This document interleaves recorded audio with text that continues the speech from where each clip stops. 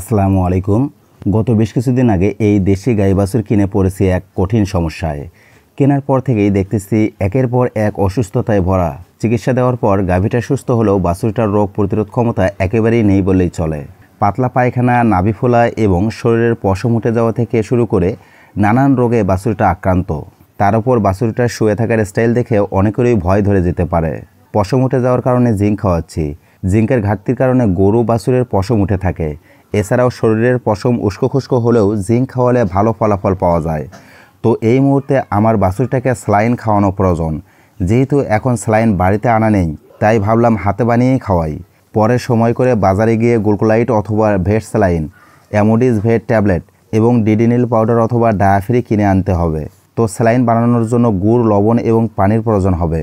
আগে যে ষাঁড় গরু লালন পালন করছিলাম তার জন্য নালি গুড় কিনতাম।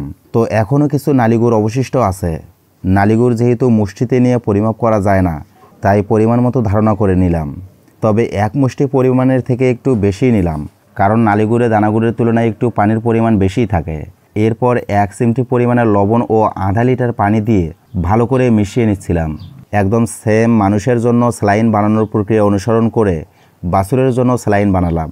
এবারে বাছুরকে খাওয়ানোর জন্য স্যালাইন রেডি হয়ে গেছে।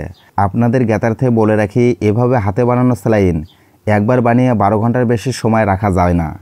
12 ঘন্টার মধ্যেই খাওয়াতে হবে।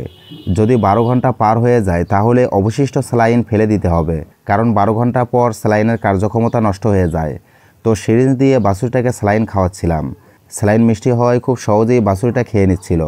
মূলত পাতলা পায়খানায় বাছুর যাতে পানি শূন্যতায় না ভোগে সেজন্যই স্যালাইন খাওয়ানো। 10 থেকে 12 সিরিঞ্জ স্যালাইন খাওয়ার পর আর খেতে চাচ্ছিল না, তাই জোর করে আর খাওয়ালাম না।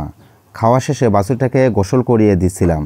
যদিও বাছুরটা খুব ছোট, তার উপর বাছুরটা ঠান্ডাও লাগছে।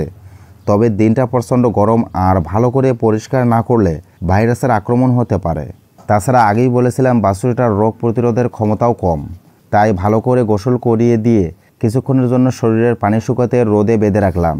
দোয়া করবেন সবাই যাতে বাছুরটা দ্রুত সুস্থ হয়ে ওর স্বাভাবিক জীবনে ফিরতে পারে। আসসালামু আলাইকুম।